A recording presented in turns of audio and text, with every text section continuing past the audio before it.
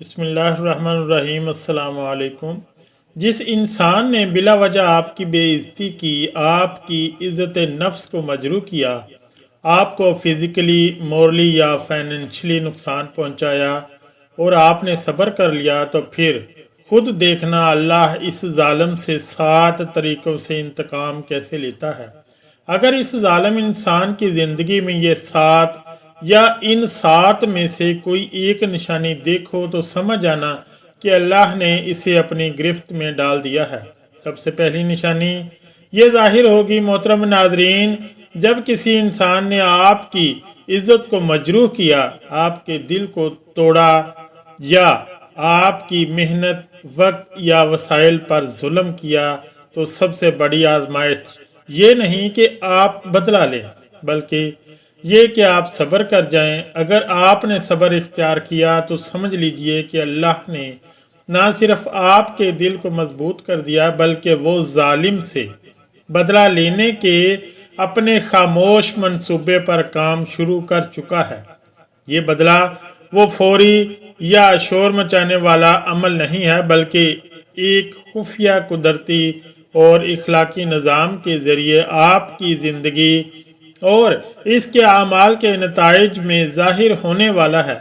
अल्लाह सब कुछ देख रहा है।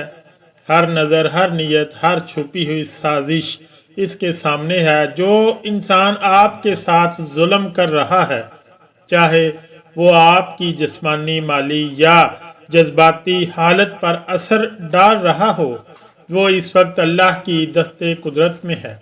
चाहे आपको अभी कुछ नज़र ना आए, अल्लाह सब्र करने वाले की हिफाजत करता है और साथ ही जालिम की ज़िंदगी में खामोश तब्दीलियां पैदा करता है, जो आखिरकार इसके आमाल के सामने आती हैं। जालिम इंसान से अल्लाह 7 तरीक़ों से बदला लेता है। ये 7 निशानियों में से हर एक मैकेनिज़्म ऑफ इलाही इंसाफ है। अगर आप देखें कि जालिम में 7 या 7 में से कोई एक निशानी नमूदार हो रही है, तो यकीन रखें कि अल्लाह ने इसकी गिरफ्त शुरू कर दी है।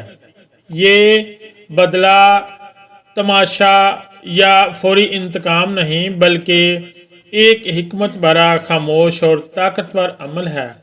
ये इस बात की निशानी है कि अल्लाह ने हर चीज़ को अपने वक्त और तरीके से संभाल लिया है, और सबसे बड़ी बात यह है कि आप मजलूम इस दौरान महफूज हैं।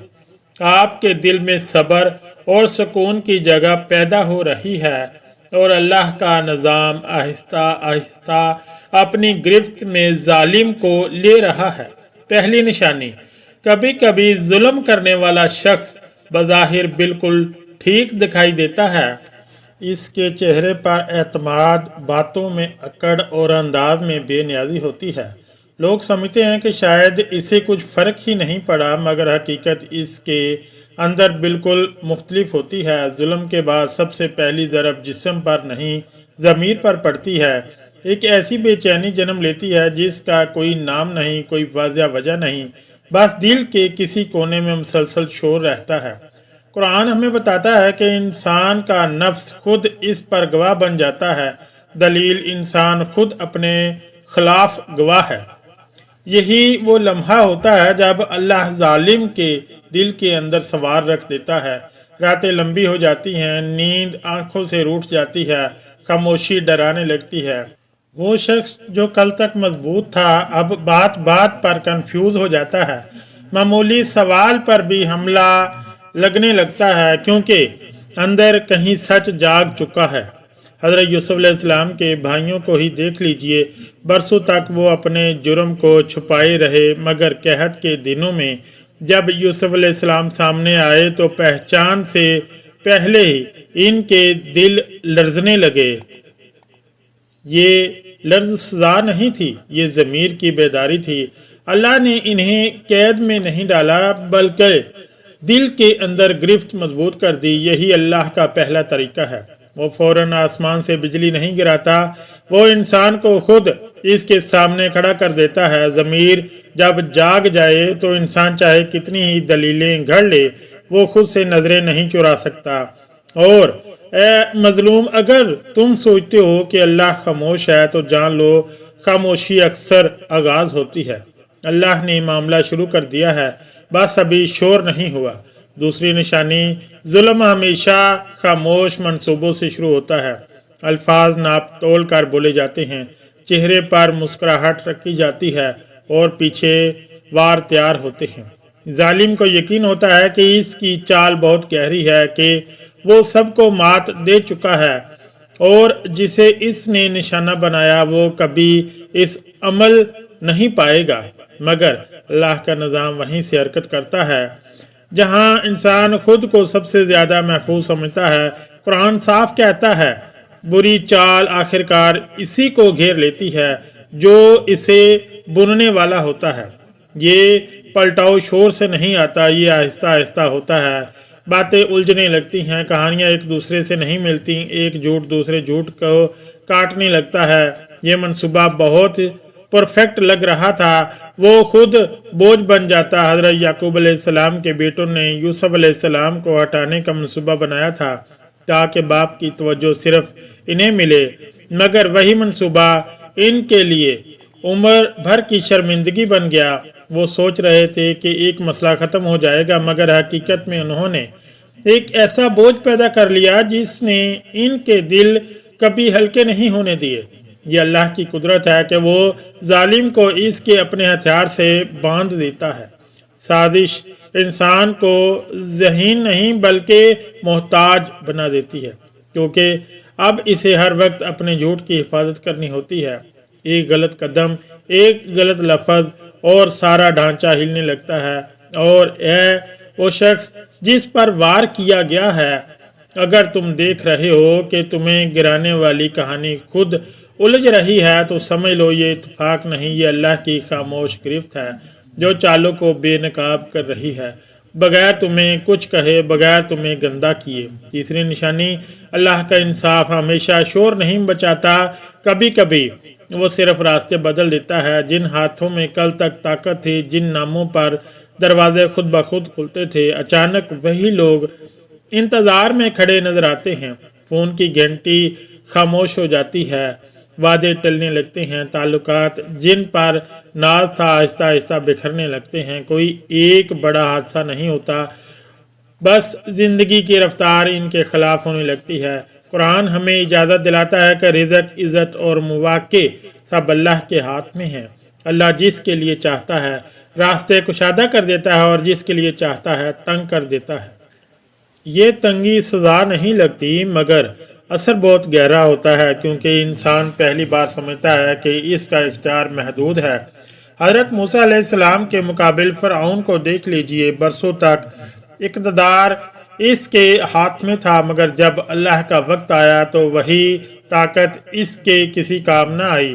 راستے جو اسے محفوظ لگتے تھے ایک ایک کر کے بند ہوتے گئے، حتیٰ کہ سمندر بھی اس کے لیے پناہ نہ بن سکا۔ دوسری طرف بنی اسرائیل جو غلام تھے، ان کے لیے وہی سمندر نجات کا دروازہ بن گیا۔ یہی وہ لمحہ ہوتا ہے جب مظلوم کی زندگی میں بھی تبدیلی آتی ہے۔ اسے شاید فوراً انصاف نظر نہ آئے، مگر ایسے لوگ ملنے لگتے ہیں جو سہارا بنتے ہیں، ایسے مواقع سامنے آتے ہیں جن کا وہ سوچ بھی نہیں سکتا تھا۔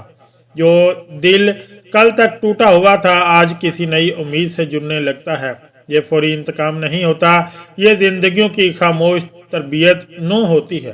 اللہ کسی کو گراتا نہیں، بس مرکز بدل لیتا ہے، طاقت کا محور سرک جاتا ہے اور انسان سمجھتا ہے کہ اصل سہارا ہمیشہ سے اللہ ہی تھا۔ اگر تم دیکھ رہے ہو کہ تمہارے لیے دروازے آہستہ آہستہ کھل رہے ہیں تو یاد رکھو یہ محض قسمت نہیں، یہ اللہ کا جواب ہے۔ وقت لے کر اب پورے وقار کے ساتھ۔ چوتھی نشانی، ہر مصیبت تباہی نہیں ہوتی، کچھ دکھ ایسے ہوتے ہیں جو انسان کو ختم کرنے نہیں بلکہ روکنے آتے ہیں۔